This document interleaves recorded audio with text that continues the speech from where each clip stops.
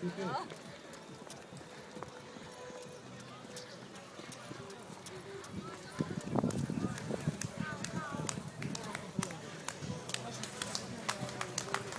brojem 4, Akila Talaver, evo nam iz Mađarske, ali to je rekreativni trkač Akila Talaver, evo 4.55, dok su njegovi suradnjaci, evo Tomaš Štok je ovdje pobjednik sa brojem 3, a Talaver evo sa brojem 4 dolazi na 4.55-40, evo dolazi nam i broj 124, evo samo da ga pustimo da uđe u cilj. Ozren Opačić iz Zagreba, evo.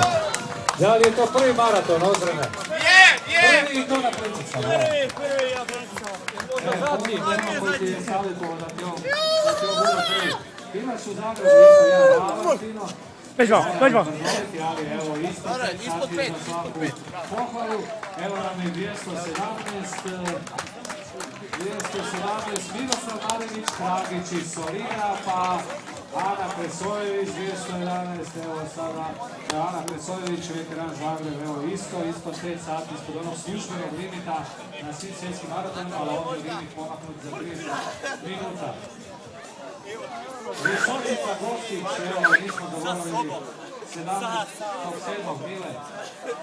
Tu smo kod cilja. 17.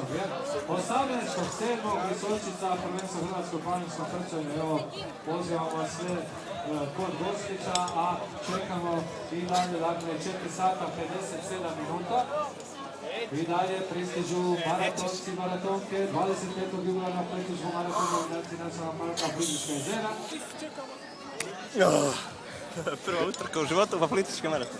Živio ja. Pomognuti brojni sponzori.